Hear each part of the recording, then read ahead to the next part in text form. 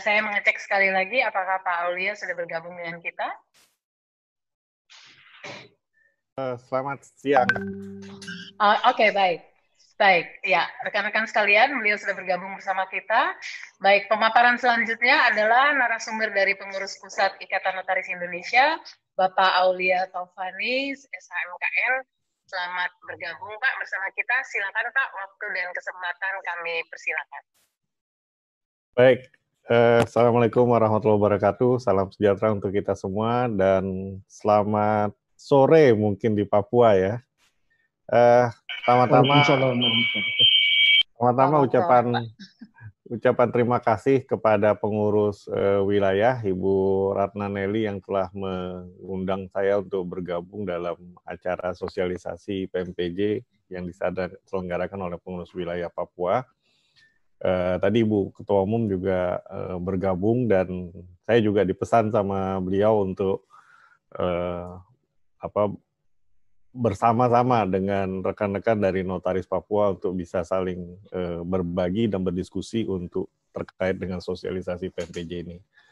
Kemudian yang terhormat Pak Yulis Manurung dari kantor wilayah Kementerian Hukum dan HAM Papua. Salam kenal Pak. Saya dari pengurus pusat Ikatan Notaris Indonesia dan selama ini memang banyak mendapatkan penugasan untuk berkomunikasi dengan pihak Kementerian Hukum dan HAM. Sekarang Direktur Perdata ya Pak Santun ya. Santun Siregar Pak, siap Bapak. Ya kalau tidak salah Pak Santun tuh juga pernah di Papua ya Pak ya. Siap pernah Bapak. Iya, makanya beliau sangat apresiasi sekali kalau bicara tentang Papua gitu. Ya juga dikaitkan dengan PPATK, saya juga diminta oleh Bu Ketua Umum untuk mewakili pengurus pusat Ikatan Notaris Indonesia untuk bicara dengan PPATK dalam konteks banyak hal khususnya dikaitkan dengan sejak notaris diminta menjadi pelapor ya berdasarkan PP nomor 43 tahun 2015. Nah, saya izinkan saya nanti akan menampilkan presentasi yang pernah saya gunakan. Kemarin saya mungkin melalui Bu Mbak Rini sebagai panitia juga sudah ngasih link tentang kumpulan materi-materi yang dikaitkan dengan PMPJ. Mungkin sudah bisa diterima oleh rekan-rekan sekalian. Sudah di-share. Oke, terima kasih. Dan presentasi itu sebenarnya diawali dari acara sosialisasi tentang PMPJ ini yang dilakukan oleh pengurus Pusat Ikatan Notaris Indonesia (PPINI) dengan mengundang Pak Santun dan Pak Fitriadi dari PPATK. Ada sedikit teknis, sebenarnya kita berencana itu nanti kita upload juga, nanti kita kasih linknya di YouTube, jadi itu bisa dilihat sama-sama. Pelaksanaannya tanggal 30 Juni kemarin, 30 Juni. Jadi apa yang dilakukan di acara sosialisasi hari ini di Papua adalah suatu bentuk terusan dari sosialisasi yang sudah dilakukan. Nah, makanya kalau dilihat dari materi yang sudah dibagikan linknya itu, maka bisa dilihat di situ ada makalah yang juga disampaikan oleh Pak Santun sebagai Direktur Perdata. Kemudian juga ada makalah dari Pak Fitriadi dan juga dari Pak Taufik, Ketua Bidang Organisasi dari PPINI, dan juga ada presentasi yang sederhana yang saya buat juga yang ada di materi. Nah ini coba kita buka sama-sama supaya nanti kita bisa diskusikan beberapa hal yang dikaitkan dengan PMPJ. Nanti kita memang harus banyak diskusi seperti Pak Yulis sampaikan bahwa banyak hal yang perlu dipahami dan ini proses yang perlu waktu memang untuk memahami dan juga menerapkan gitu, karena memang paling susah notaris ini, termasuk yang agak berat gitu untuk memahami, karena tidak bisa juga disalahkan sebenarnya, tapi karena ini dikaitkan juga dengan pemahaman memang notaris itu sebagai profesi. Bentar, saya lagi bantu buka ini ya. Sosialisasi PMPJ. Ini karena file saya terlalu banyak, jadi kadang-kadang agak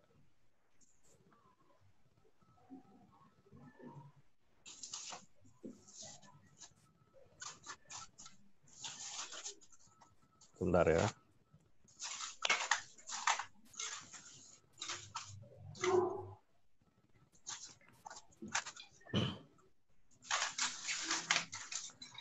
Oke, ini sudah kelihatan ya. Jadi saya ambil dari Google Drive ya, yang juga mungkin ini bisa dilihat bersama-sama. Tampilkan sedikit untuk bisa full screen. Oke. Ya, jadi dasar hukum dari, maaf, sebentar. Nggak ada kesalahan teknis ini.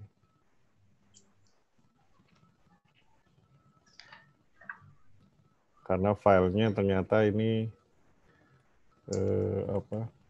PowerPoint ya.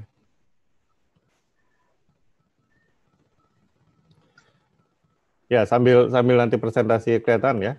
Jadi dasar hukum dari cerita PMPJ ini sebenarnya dimulai dari Undang-Undang Tindak Pidana Pencucian Uang, atau kita suka bilang TPPU, ya, Undang-Undang Nomor 8 Tahun 2010 ya. Nah, di dalam Undang-Undang TPPU itu didefinisikan siapa yang menjadi pelapor.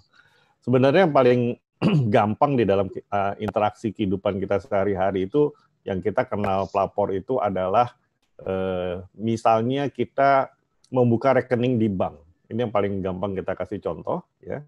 Misalnya kita membuka rekening di bank, maka pasti kita tuh disodorin satu formulir dari bank untuk mengisi pernyataan mengenal pengguna jasa ini atau customer due diligence. Nah, jadi kita ditanya tuh misalnya profil, nama, identitas, kemudian juga pendapatan sebulan berapa gitu ya. Kemudian tadi MPWP-nya, data dan sebagainya gitu. Tadi Pak Julius cerita kalau ASN mungkin pendapatannya tetap, kalau notaris kurang lebih gitu ya Pak Julius ya. Nah, jadi dalam konteks itulah Undang-Undang TPPU itu menggambarkan bahwa banyak pelapor. Nah, pelapor ini selain bank misalnya juga perusahaan asuransi. Jadi kalau kita buka polis asuransi, atau mungkin ada yang kredit leasing motor atau mobil di perusahaan pembiayaan dan sebagainya. Nah, belakangan berdasarkan undang-undang itu memang diberi kewenangan untuk ditambah daftar nama pelapor ini. Nah, jadi daftar nama pelapor ini sekarang ini misalnya dealer mobil. Tadi ya, kalau orang mau beli mobil, kemudian juga pembeli ini toko emas. Ya, banyak kan toko emas itu juga orang nanya ini buat dari mana, ketika orang mau membeli emas di toko emas juga properti, perusahaan properti, real estate ya. Jadi kalau kita beli rumah di perusahaan-perusahaan properti itu kita wajib mengisi formulir itu. Nah, itu semua yang dilakukan ini dikategorikan pelapor. Nah, kemudian keluar PP nomor 43 tahun 2015 ya. Di dalam PP inilah ditambah jumlah pelapor dalam rangka TPPU ini, pencegahan dan pemberantasan pidana pencucian uang, yaitu diberlakukan juga untuk para profesional ya. Memang lama kita khususnya di kebijakan yang dilakukan oleh INI hari ini, kita selalu menghindarkan bahwa notaris itu adalah profesi ya, karena kita menurut pemahaman kita yang kita terus kedepankan adalah kita ini pejabat umum gitu ya. Tetapi memang di dalam pihak lain di luar notaris itu kadang-kadang suka melihat memang yang notaris ini profesi juga. Nah, PP 43 ini menempatkan notaris itu menjadi pelapor bersama dengan akuntan, kemudian konsultan hukum atau advokat, kemudian juga perencana keuangan. Jadi konsultan perencana keuangan, financial planner ini juga banyak, sama notaris dan PPAT gitu.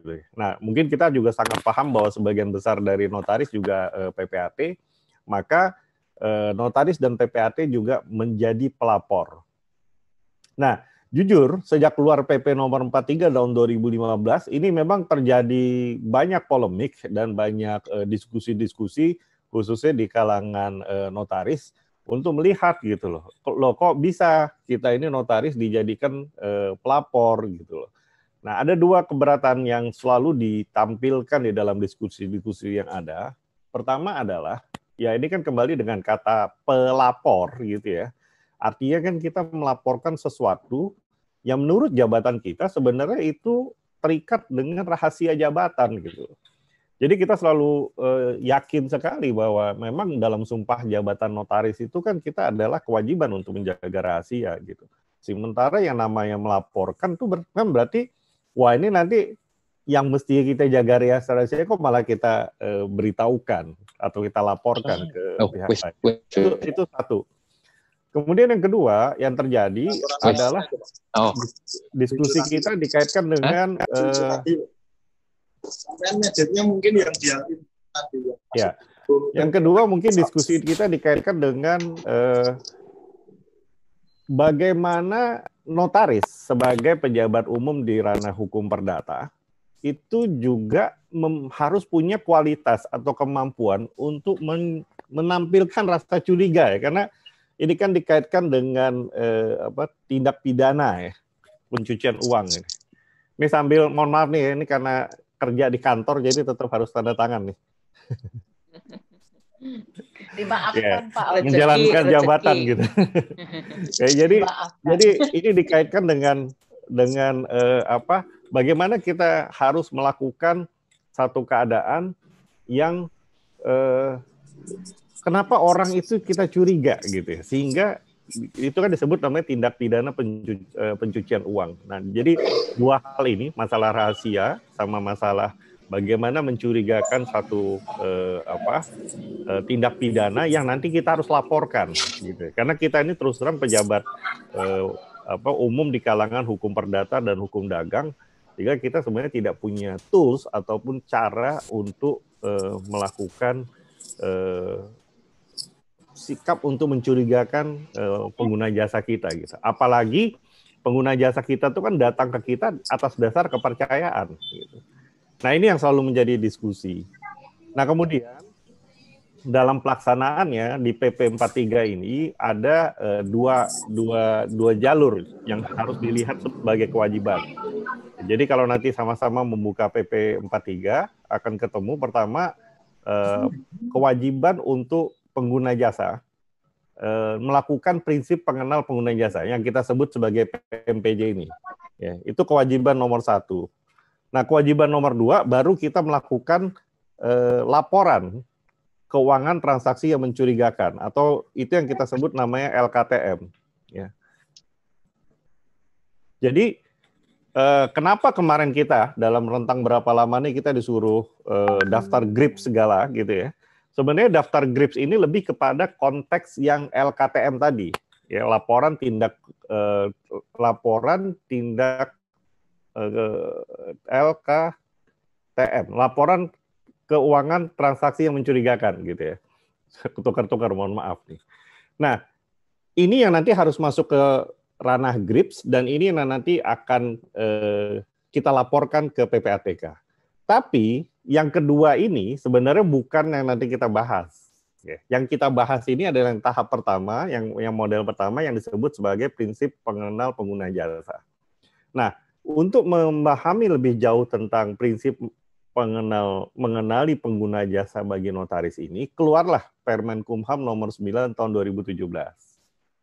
Nah, ini kita bisa lihat, kalau lihat dari sekuen tahunnya 2015, kemudian 2017, saat ini kita di 2020, wajar nih seperti tadi disampaikan sama Pak Julius bahwa sudah cukup lama nih peraturan sudah diberlakukan, sudah diundangkan, ya, kenapa banyak hasil evaluasi bahwa belum diterapkan di kalangan notaris dalam rangka pelaksanaan Permenkumham nomor 9 tahun 2017. Nah, lagi-lagi ketika kita diskusikan lebih lanjut, kenapa kesulitan di kalangan notaris untuk melakukan atau menerapkan prinsip pengenal PMPJ ini, selalu kita diskusikan antara lain sebenarnya adalah masalah tools-nya tadi. Bagaimana nih cara untuk memahami pengguna jasa dan sebagainya, sehingga kita bisa jalankan proses itu menurut Permenkumham nomor 9 tahun 2017. Ya. Nah, jadi diskusi kita akan mulai berangkat dari Permenkumham nomor 9 tahun 2017 ini. Nah, karena banyak rekan-rekan kita semua, termasuk saya, semualah kita akan mengalami kesulitan bagaimana melaksanakan Permenkumham itu, maka dirumuskan lagi namanya Surat Edaran nomor AHU 01011232 16 September 2019. Ya, nah, surat edaran inilah yang menjadi awal untuk membuat formulir CDD. Ya, dan terus terang sejak keluar surat edaran inilah kita menjadi lebih mudah dan lebih memahami bagaimana sih untuk bisa menjalankan penerapan dari Permenkumham nomor 9 tahun 2017 tersebut. Ya. Nah, ini nanti dalam slide-slide saya berikutnya akan kelihatan bagaimana uraian yang ada di dalam Permenkumham nomor 9 tahun 2017 dan juga ada di surat edaran. Nah, yang paling penting ini tampilan ini sangat menentukan ya untuk membahas pemahaman. Tadi sama Pak Julius disampaikan pertanyaan yang memang mendasar adalah bila mana atau kapan kita harus melakukan PMPJ. Ya, karena memang tadi berangkat dari kondisi bahwa notaris ini menurut sumpah jabatan kita harus merahasiakan jabatan. Gitu. Ternyata ketika kita membaca sejak dari PP nomor 43 tahun 2015, kemudian Permenkumham nomor 9 2017, termasuk di dalam diagram ini ada di surat edaran, ternyata bisa dijelaskan bahwa ketika kita melakukan PMPJ, itu terjadi justru bukan pada saat kita menjalankan jabatan. Ya, jadi ini harus diulang-ulang. Mungkin Pak Julius juga bisa membuat jadi catatan juga atau referensi.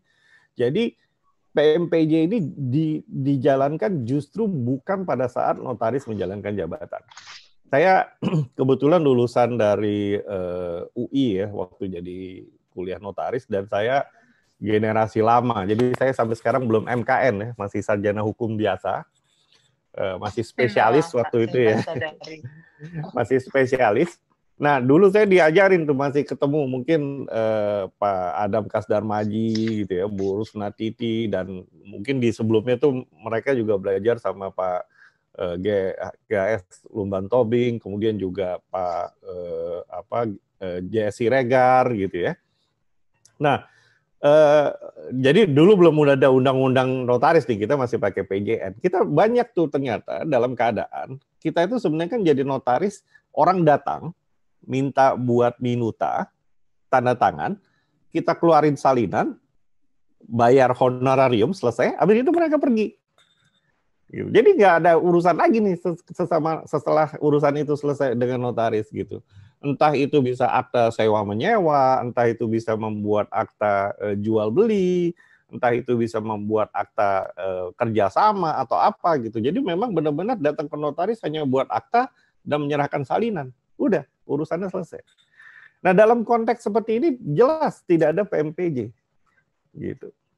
Nah, jadi PMPJ itu adalah termasuk kategori, nah ini mungkin lebih jelas di dalam slide berikutnya, adalah ketika notaris memberikan jasa, ya, mempersiapkan dan melakukan transaksi untuk kepentingan pengguna jasa, ya, untuk dan atas nama pengguna jasa.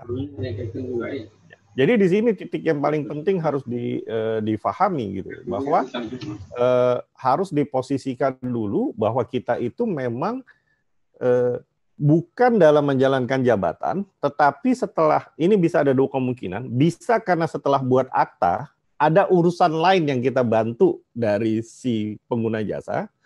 Kemungkinan kedua, sama sekali nggak ada urusan sama akta. Ya. Kemungkinan satu, yang memang kita buat akta terus kita bantu urusan lain, paling sederhana misalnya kalau kita di urusan tanah, kita diminta tuh tolong bantu bayar pajaknya. Ya, bayar PPH sama bayar BPHTB, kemudian nanti kita daftarkan ke BPN, ya. Bisa juga misalnya dalam beberapa kasus ya, misalnya tadi PPJB ya, PPJB akta notaris, setelah di dalam PPJB disepakati karena ada beberapa kewajiban, maka pembeli sudah bayar 100%, tapi yang diterima sama penjual misalnya baru 30%. 70%-nya di mana? 70%-nya dititipin di notaris, di rekening notaris, sampai semua kewajiban sudah selesai, baru nanti notaris transfer ke. Nah, kalau udah cerita seperti ini, justru kita menjadi PMPJ karena kita dititipin uang. Gitu. Jadi, cerita PMPJ-nya lagi-lagi bukan pas kita membuat aktanya, tetapi karena kita dititipin uang. Ataupun nanti akan dirumuskan tuh di sini di dalam slide kelihatan nih. Jadi transaksi apa? Pertama misalnya dalam rangka pembelian penjualan properti, kemudian pengelolaan terhadap uang, efek ataupun produk keuangan lainnya, kemudian pengelolaan rekening giro, tabungan dan sebagainya, kemudian pengoperasian atau pengelolaan perusahaan, atau yang kelima karena pendirian, pembelian dan penjualan badan hukum. Ya. Nah sama juga. Mungkin banyak kita notaris yang membuat akta sekarang ada urusan ke AHU. Ya, nah urusan ke AHU ini nanti harus dikualifikasi dulu.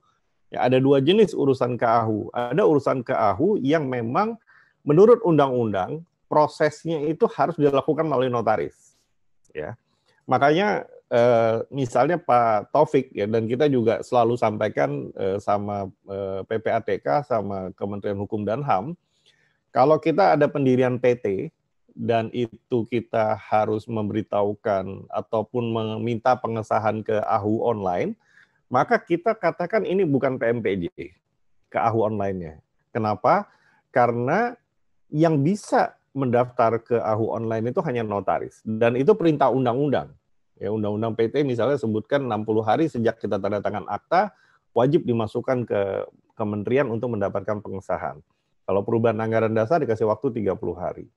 Nah, jadi karena itu harus dilakukan melalui notaris, maka itu tidak bisa kena PMPJ. Nah, walaupun ini debatable nih, ada area yang bilang wajib PMPJ, ada yang bilang tidak. Ya. Nah, tapi kalau fidusia, memang kita nggak usah bicara yang motor atau mobil ya, karena di sini kan kelihatan nih nilai transaksi juga di atas 100 juta. Fidusia itu bisa didaftarkan, bisa melalui notaris, bisa melalui kreditor, penerima fidusia. Hak tanggungan juga gitu. Hak tanggungan kan bisa melalui PPAT, bisa melalui kreditor. Nah, ketika pendaftarannya itu opsional, bisa memilih baik melalui kita notaris atau melalui kreditor atau penerima hak tanggungan atau penerima fidusia, maka kita jadi PMPJ karena kita membantu untuk mendaftarkan. Ya, kemudian juga misalnya banyak juga nih sejak tahun 2018 banyak notaris mungkin membantu perizinan OSS gitu. Nah, ngurusin OSS ini kena PMPJ, ya, ngurusin OSS. Jadi bukan karena buat aktanya, cuman karena satu paket gitu. Jadi habis setelah akta, bantuin ke AHU, terus bantuin ke perizinannya. Nah itu PMPJ di mana? Karena kita ngurus perizinan, gitu. Karena padahal sebenarnya mungkin bisa saja tanpa melalui notaris itu juga bisa diurus, gitu. Jadi diurus ke notaris karena kita melakukan bertindak untuk dan atas nama pengguna jasa. Nah, model yang kedua yang saya tadi sebut sama sekali nggak ada kaitan sama akta. Ya. Nah, banyak orang tahu bahwa notaris itu tadi misalnya dipercaya untuk dititipin sertifikat, ya kan? Sebenarnya nggak ada transaksi jual beli nih, gitu. Cuman udah Pak, Bapak sertifikat dititip di Bapak ya. Nanti kalau saya ada transaksi, nanti kalau emang diperlukan jadi jelas dan aman gitu. Atau saya banyak kejadian, saya rasa mungkin di Papua juga ada modelnya. Jadi di keadaan ada kerjasama ya antara pemilik tanah ya, dengan developer, pengembang gitu ya. Nah itu kan bisa terjadi tuh. Jadi tanahnya milik perorangan, tapi dibuat developer bikin properti gitu ya, kemudian nanti dikerjasamakan KSO. Nah, supaya developer yakin si pemilik tanah nggak jual tanahnya ke orang lain gitu, atau dijaminin ke orang lain, maka sertifikat dititipin di notaris gitu ya. Nah, terima titipan kayak gini, ini PMPJ gitu. Nah, ada lagi, nah ini juga menarik nih. Jadi, kita memang melekat diri kita sebagai notaris nih, Pak Julius. Tiba-tiba ada rekan ngajak, yuk kita bisnis apa nih, nggak tahu kalau di Papua mungkin ada bisnis restoran gitu, atau bisnis sewa-sewa menyewa mobil gitu ya, atau bisnis yang lain gitu. Dan kita diminta untuk jadi kongsi gitu ya, jadi zero, ikut masuk investasi dan sebagainya. Nah, ini kita harus PMPJ. Gitu. Jadi memang karena melekat di dalam posisi kita kemana-mana kita ini sebagai notaris gitu ya, dan di Papua juga banyak notaris senior gitu ya, sangat kemana-mana pasti dipanggil, Pak Notaris apa kabar gitu ya. Padahal kita sebenarnya lagi nggak ngapa-ngapain, nggak ada urusan ini gitu ya. Kemudian kita diminta untuk melakukan hal-hal lain yang sebenarnya nggak ada kaitan dengan jabatan kita, tapi itu diminta ke kita. Kenapa? Karena kita menjadi sosok figur yang dipercaya oleh masyarakat.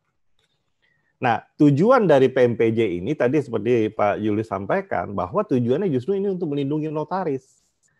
Ya, supaya jangan sampai di kemudian hari kita ini dalam tanda petik ya, dimanfaatkan oleh orang-orang yang melakukan tindak pidana pencucian uang, di mana mereka menjadikan kita sebagai pihak yang menjadi perantara. Ya, karena pencucian uang ini sebenarnya harus dibaca begini. Ini adalah tindak pidana ikutan. Ya, jadi tindak pidana pencucian uang itu berasal dari tindak pidana pokok yang paling terkenal kita sebut misalnya tindak pidana korupsi. Ya, kemudian juga terorisme. Dua ini yang paling pokok gitu. Tapi juga bisa misalnya narkoba. Ya, uang narkoba, uang ada juga misalnya penggelapan di bidang pertambangan, penggelapan di bidang lingkungan hidup, ya, jadi hutan. Nah di Papua mungkin juga banyak gitu.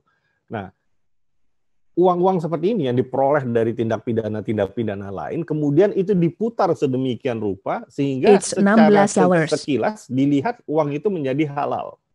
Padahal awalnya adalah uang dari tindak pidana kejahatan. Nah, proses mencuci uang inilah yang kita sebut namanya pencucian uang. Dan perbuatan ini adalah perbuatan yang juga dianggap tindak pidana. Nah, persoalannya memang notaris ini dikenal sebagai sosok di antara yang tadi profesi lain, baik akuntan, konsultan hukum, dan sebagainya, yang diminta untuk melakukan dalam tanda petik rekayasa, mengolah, dan sebagainya, dititipin supaya nanti dari tindak pidana kejahatan yang awal ini menjadi tidak terlihat lagi sebagai tindak pidana. Nah, tujuan dari PMPJ ini adalah kalau di kemudian hari ya terbukti bahwa ini ada unsur TPPU dan ternyata pola-pola TPPU itu mampir ke kantor kita, entah dia bikin CV lah, entah melalui yayasan lah, entah melalui apa banyak hal, atau tadi mampir ke kita karena urusan-urusan yang sebenarnya nggak ada urusan sama akta gitu. Tahu-tahu kita dititipin, ayo dong bisnis sewa nyewa mobil nih, saya punya drop nih uang 2 miliar misalnya begitu. Bisa nggak kita bisnis? Taunya uang 2 miliar ini uang dari mana gitu kan. Nah, kita dengan PMPJ ini akan dikatakan bahwa notaris sebagai pelapor itu akan dibebaskan dari tindak pidana pencucian uang gitu. Jadi kita diberikan tools, diberikan alat oleh undang-undang, ya, dalam hal ini turunan dari undang-undang TPPU dan pencucian uang, dan juga undang-undang anti terorisme, undang-undang penanggulangan dana terorisme, teroris, Undang-Undang Nomor 9 tahun 2013, di mana kita dibebaskan dari turut serta dalam tindak pidana pencucian uang. Contoh yang paling sering di dalam bahan diskusi, misalnya kita bicara kasus Pak Akil Mukhtar, ya, waktu itu hakim Mahkamah Konstitusi, ya. Dia banyak itu bikin CV, ya, dia banyak buat PT atau apa yang menggunakan nama istrinya, ada menggunakan nama supirnya dan sebagainya. Nah, kita tahu kalau bikin CV pasti melalui notaris. Atau misalnya kita juga mungkin tahu yang adik Ratu Atut itu, Wawan namanya, yang di Banten. Saya pernah jadi notaris di Tangerang. Itu kita seluruh notaris di Banten itu dikirimin dari KPK daftar perusahaannya Wawan yang jangan kita buat aktanya gitu, sampai kayak gitu. Karena banyak sekali. Dan itu PT gitu, PT semua gitu. Ya, kemudian juga ada kasus Pak Joko Susilo, ya, polisi yang juga banyak melakukan transaksi pencucian uang. Saya juga pernah dipanggil karena kebetulan dia beli apartemen melalui kantor kita dulu waktu saya masih menjadi pengganti dari Pak Sucipto, ya kita tetap di BAP juga. Jadi kira-kira begitu ya, jadi lihat dari konstruksi. Nah, balik lagi kepada konteksnya. Jadi ketika kita mau bicara tentang PMPJ, prinsip pengenal pengguna jasa, tadi Pak Julius juga sudah sampaikan, sebenarnya secara natural notaris ini udah biasa.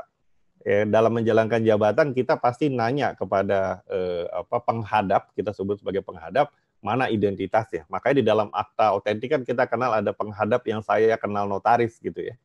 Yang saya kenal, atau penghadap yang diperkenalkan pada saya notaris gitu ya, oleh saksi-saksi. Jadi penghadap yang kita kenal sama penghadap yang diperkenalkan pada saya itu sebenarnya secara kultur, kebiasaan kita itu sudah sesuatu yang lumrah. Nah, makanya ketika kita melakukan konsep PMPJ sebenarnya juga tidak terlalu rumit dalam hal kita sudah biasa minta KTP-nya mana gitu ya, identitasnya mana, itu kan biasa. Jadi dalam praktek sih setelah saya menjalankan proses PMPJ ini jujur saja sebenarnya tidak terlalu banyak hambatan dalam konteks ini apaan nih?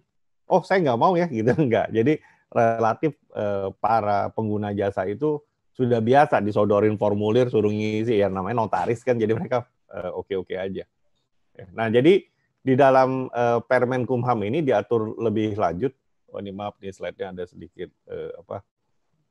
Pertama yang harus kita lakukan adalah melakukan komunikasi. Jadi ini sesuai dengan gambarannya. Setelah kita identifikasi bahwa ini termasuk kategori PMPJ, jadi masuk ke sisi kanan. Ya, karena kalau di sisi kiri, kalau hanya buat akta, nggak ada PMPJ, ya selesai. Tapi ketika ini masuk di sisi kanan, karena kita bantuin hal lain dan sebagainya, sehingga kita harus melakukan PMPJ, maka kita akan komunikasikan kepada mereka. Bapak, Ibu, mohon maaf, sesuai aturan, kami akan meminta Bapak dan Ibu atau Ibu untuk melakukan mengisi dokumentasi mengisi formulir untuk bisa kami simpan datanya. Ya, jadi lagi-lagi formulir ini bukan nanti kita kirim ke PPATK atau nanti dikirim ke tempatnya Pak Julius gitu, ke Kanwil atau MPD, dan tidak. Formulir ini disimpan oleh notaris. Ya, sama seperti kita menyimpan protokol, tapi jangan disimpan bersamaan dengan protokol. Karena kalau kita membuka protokol itu menurut Undang-Undang Jabatan hanya boleh melalui persetujuan dari Majelis Kehormatan Notaris gitu. Ya, dan ini kan sudah diatur. Tapi yang nanti formulir-formulir PMPJ ini tidak disimpan di dalam protokol. Malah kita simpan dalam dokumen yang terpisah. Mungkin kalau PPAT biasa ya kita juga ada namanya warkah gitu. Nah, ini kurang lebih seperti itu. Jadi kita membuat filing dokumen. Nah, setelah kita mengkomunikasikan kepada yang bersangkutan, kita notaris itu diminta atau harus membuat analisa risiko dulu. Ya, jadi kita menganalisa risiko, apakah ini kategori risiko rendah, risiko sedang, atau risiko tinggi. Gitu. Ya. Jadi kalau dari analisa resiko inilah nanti kita baru tahu bagaimana. Ya, jadi dikaitkan dengan analisa resiko, saya rencananya ini mau coba tampilkan, mungkin tadi ada jadi masalah, tentang penilaian tingkat resiko. Oke. Ini slide-nya, biar kita lihat. Mohon izin untuk izin biar share screen dari tempat Bu Ratna sebagai host, Bu. My lady river,